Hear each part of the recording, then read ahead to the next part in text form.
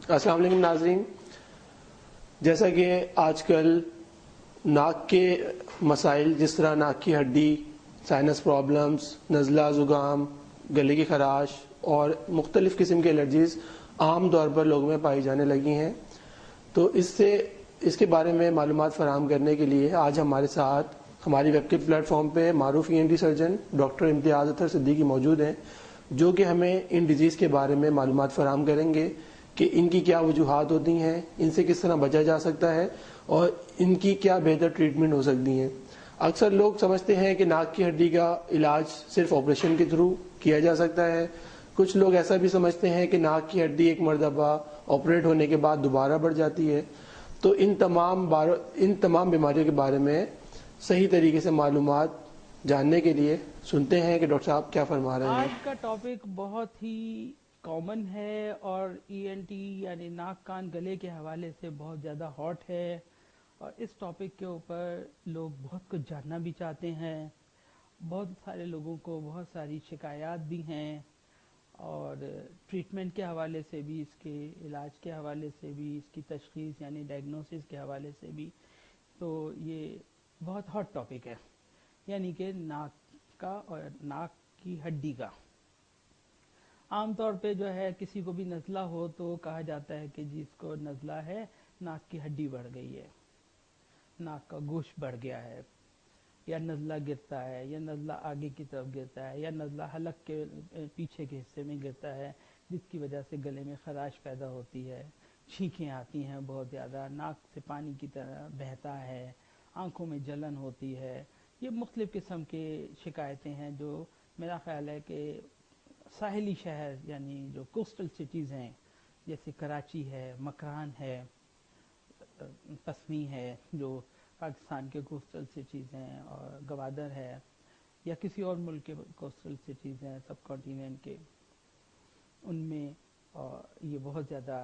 نزلہ کامن ہے. لیکن یہ اتنا ہی کامن جو ہے ملک کے دوسرے حصوں میں بھی ہے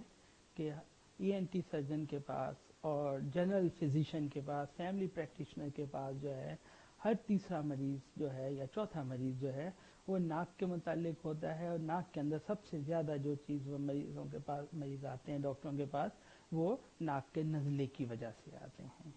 اب اس میں ہمارے پاس مختلف قسم کے مریض آتے ہیں کہ ڈاکٹر صاحب ناک کا آپریشن کرا لیا، ناک کی ہڈی بڑی ہوئی تھی اور ناک کا آپریشن کروانا ہے. اب سوال یہ ہے کہ ہر ناک کی بڑھی ہوئی ہڈی جو ہے وہ آپریشن کے لیے نہیں ہوتی ہے. تھوڑا سا گہرائی میں جائیں کہ جتنے بھی ناک ہیں ہم لوگوں کے، وہ تمام لوگ کے جن کے ناک تھوڑے سے باریک ہیں یا خوبصورت ناک ہیں یا زیادہ وہ ہیں چوڑے ناک نہیں ہیں، اس کے اندر جو ہے نا ناک کی ہڈی تھوڑی بہت ٹیڑھی یا بڑی ہوئی ضرور ہوتی ہے. اور اس میں سے جتنے لوگوں کی ناک کی ہڈی ٹیڑھی یا بڑھی ہوئی ہے، ان کو اگر کبھی ناک میں کوئی تکلیف نہیں ہوئی تو ان کو اس کا احساس بھی نہیں، ان کو پتہ بھی نہیں جب تک کسی ڈاکٹر نے نہیں دیکھا. کیونکہ وہ ناک کی ہڈی بڑی بھی ہے، تھوڑی سی ٹیڑھی بھی ہے، لیکن مریض کو کوئی پرابلم نہیں کر رہی ہے، تو لہٰذا مریض اس کے لیے ڈاکٹر کے پاس نہیں جاتا ہے. لیکن اگر کسی کو نزلہ ہے، نزلے کے لیے جو ہے نزلہ اور زکام، یہ دو ٹرمینالوجی ہیں، ان دونوں میں تھوڑا سا فرق ہمیں پتہ ہونا چاہیے. نزلے کا متعلق ہے کہ وہ تمام بیماری جو ناک سے متعلق ہے اور ناک کی میوکس میمبرین یا ناک کی جھلی کی وجہ سے میں کسی بھی قسم کی بھی بیماری یا خرابی کی وجہ سے پیدا ہوتی ہے، وہ اس کو ہم کہتے ہیں نزلہ. اب جب نزلہ یہ ہے تو پھر زکام کیا ہے؟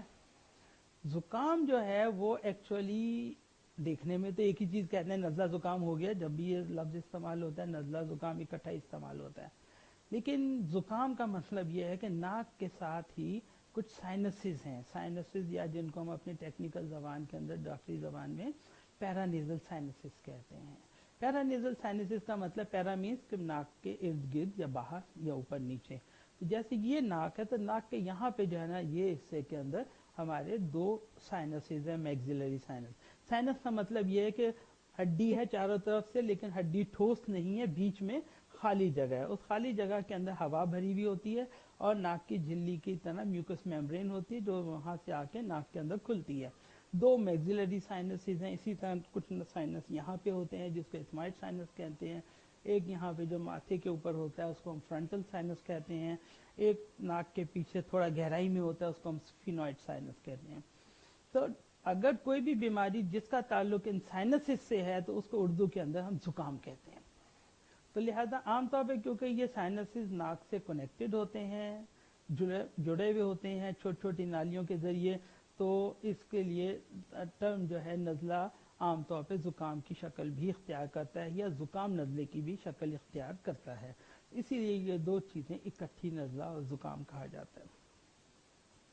अब नज़ले के लिए ज़रूरी है कि 3-4 तरह का होता है। एक तो नज़ला वो होता है कि एलर्जी की वजह से, नेज़ल एलर्जी। एलर्जी क्या है? एलर्जी वो कोई भी ऐसी चीज़ है जो कोई भी इंसानी जिस्म जिसको कबूल ना करे। अब वो एलर्जी जो है हमारे जिस्म में नाक के ज़रिए दाखिल हो, मुंह के ज़रिए दाखिल हो, या किसी दवाई के खाने से दाखिल हो जो दवाई हमारे जिस्म कबूल नहीं करता, जिसको कहते हैं एलर्जिक रिएक्शन हो गया है। किसी ग़िज़ा के ज़रिए हमारे जिस्म में दाखिल हो, जैसे कुछ लोगों को अंडा खाने से एलर्जी होती है, पूरे जिस्म पे रैशेस या ददोड़े निकल आते हैं। तो ये एलर्जी का मतलब ये हुआ कि वो ऐसी कोई भी चीज़ जिसको जिस्म हमारा कबूल ना करे और उसके ख़िलाफ़ जो है ना वो अपना इजहार करे, रिएक्शन दे, रिएक्ट करे, इसीलिए उसको एलर्जिक रिएक्शन कहते हैं। तो उसके अंदर ये है कि बहुत सारी चीज़ें ऐसी भी हैं जैसे कि मिट्टी, धूल है, कुछ लोगों को उससे एलर्जी होती है, उसके साथ ही उनको नाक में से पानी बहना शुरू हो जाता है, आंखों से पानी बहना शुरू हो जाता है। और बहुत ज़्यादा जब मिट्टी धूल में, कुछ लोगों को शहरी इलाकों के अंदर जो है वो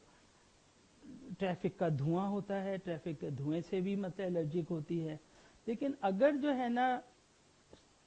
कोस्टल सिटी यानी साहिली शहर है जहाँ पे ह्यूमिडिटी यानी हवा में नमी का तनासब अक्सर ज़्यादा होता है, जब हवा में नमी का तनासब ज़्यादा होगा तो जो भी ज़मीन से मिट्टी उड़ेगी या जो भी गाड़ी से धुआं निकलेगा वो हवा में उस ह्यूमिडिटी की वजह से ज़्यादा देर सस्पेंड रहेगा। जब वो ज़्यादा देर हवा में मौजूद रहेगा तो उस हवा में से जितने लोग गुजर रहे होंगे वो अपने नाक से उसको सूंघते हुए गुजर रहे होंगे, वो उनके नाक के अंदर ज़्यादा आएगा। तो इसीलिए साहिली शहरों के अंदर नम आलूदा आबो हवा की वजह से लोगों को इसका शिकार दूसरे शहरों की बनिस्बत वो ज़्यादा होती है। लेकिन दूसरे गाँव के अंदर इसकी मिसाल मुख्तलिफ है, वहाँ पे मिट्टी धूल भी है। मिट्टी धूल के अलावा जब वहाँ पे मुख्तलिफ फसलों की कटाई होती है, ख़ास तौर पे गंदम की कटाई, गंदम की कटाई के बाद जो वहाँ से जो उसका छिलका या गंदम का उड़ता है वहाँ पे, जिसको हे कहते हैं या भूसा कहते हैं, वो लोगों को उस भूसे से एलर्जी होती है, इसी से हे फीवर भी आता है। फिर इस्लामाबाद शहर है, उसके अंदर भी एक एलर्जी का सिचुएशन बहुत ज़्यादा होती है। वहाँ पे पोलन एलर्जी होती है। पोलन क्या है? पोलन कुछ भी नहीं है, जो फूल खिलते हैं कुछ उन फूलों के छोटे छोटे ज़र्रात, जिसको उर्दू में पोलन को कहते हैं ज़रगुल, यानी किसी फूल का ज़र्रा, ज़रगुल या पोलन, वो हवा में बहुत ज़्यादा सस्पेंड रहते हैं और उसकी वजह से वो नाक में जाते हैं, आँख में जाते हैं, तो लोगों को एलर्जी पैदा करते हैं। इस्लामाबाद में क्यों है? उसकी वजह यह है कि जब इस्लामाबाद का शहर बसाया गया था तो वहाँ शहतूत के बहुत सारे दरख्त लगाए गए थे, और वो सारे के सारे जो शहतूत के मखसूस किस्म के दरख्त हैं वो ऑस्ट्रेलिया से मंगा के वहाँ पे लगाए गए थे। अब वो जो है बाहर का मौसम आता है, फरवरी से लेके अप्रैल तक जो है वहाँ पे जो बाहर का मौसम होता है, उसमें तमाम शहतूत के जो दरख्त अब तक लगे हुए हैं और बहुत बड़े तनावर हो चुके हुए हैं, और शहर की मेरा ख्याल है ट्री पॉपुलेशन का 50% है वो, उससे इतने सारे पोलन हवा में महब होते हैं जिसकी वजह से लोगों को जाते हैं, उससे एलर्जी होती है। और उस एलर्जी को अगर ज़्यादा देर तक, ज़्यादा अरसे तक रहे तो कई लोग उससे अस्थमा भी से भी शिकार हो जाते हैं। तो लिहाजा इस्लामाबाद इस्लामाबाद के इलाकों में ख़ास तौर पे एलर्जी इमरजेंसी नाफिज होती है अस्पतालों के अंदर इन दिनों के अंदर। अब एक तो ये नज़ला हो गया, दूसरे ये कि किसी वजह से अब हमारे क्या होता है कि नाक में से अगर जो है ना एक तरफ हड्डी बढ़ गई और रुकावट हो गई और नाक मुसलसल एक तरफ से बंद है, ये नहीं कि कभी आज मेरा इस तरफ से बंद हो गया, अल्टरनेट हो गया, कभी ये बंद हो गया, तो इसका तो मतलब ये है कि जो झिल्ली है उस पर वरम है, जो कि आज इधर से रिलीव हो गया, अब इधर आ गया, इधर से रिलीव होकर वो इधर आ गया, तो वो अल्टरनेट होता रहता है। तो इसका मतलब है कि अगर इनको कोई भी ऐसे मरीज को प्रॉब्लम है तो वो हड्डी के बढ़ने से नहीं है, क्योंकि हड्डी अगर एक तरफ से बढ़ी भी होगी तो हड्डी कभी खिसक के इधर नहीं आएगी, कभी खिसक के उधर नहीं जाएगी, ना हड्डी के ऊपर वरम आएगा कि वो वरम कम हो जाए। تو اس کا مطلب یہ ہوا کہ ناک کے اندر اگر کوئی نزلہ ہو رہا ہے اور اس کے اندر نزلہ جو ہے بہہ بھی رہا ہے اور آلٹرنیٹ ہو رہا ہے ناک کا بند ہونا کھلنا ایک طرف سے کبھی دوسری طرف سے، ہاں اس کے ساتھ ناک کی ہڈی بھی تھوڑی سی بڑھی ہوئی ہے،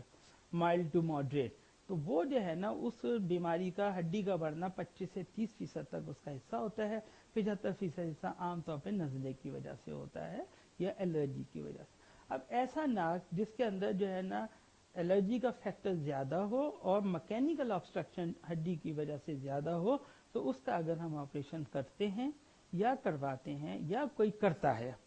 تو اس سے مریض کو ریلیف بہت کم ملتا ہے، اور پھر ایسے مریض جب آپریشن کرا لیتے ہیں تو 3-4 مہینے ان کو ریلیف رہتا ہے، اس کے بعد ان کو وہی نزلہ شروع ہو جاتا ہے، تو لہٰذا وہ یہ سمجھتے ہیں کہ ناک کی ہڈی کا آپریشن کرایا تھا اور ہڈی دوبارہ بڑھ گئی۔ تو جناب ایک بات اپنے کنسیپٹ کلیئر کر لیجئے کہ ہڈی دوبارہ نہیں بڑھتی۔ 18 سال 20 سال کی عمر کے بعد جب ہمارا جسم بڑھنا بند ہو جاتا ہے تو ہمارے جسم کی ہڈیوں میں بڑھنے کی قوت ختم ہو چکی ہوتی، کسی صورت میں نہیں بڑھتی۔ تو لہٰذا بالکل ایسی کہ اگر میں اپنی انگلی کو یہاں سے کاٹ دوں تو یہ انگلی دوبارہ میرے بڑھے گی نہیں، اس کی ہڈی یا یہ انگلی دوبارہ پوری نہیں آئے گی۔ اسی طرح یہ ناک کی ہڈی ہے۔ Thank you very much.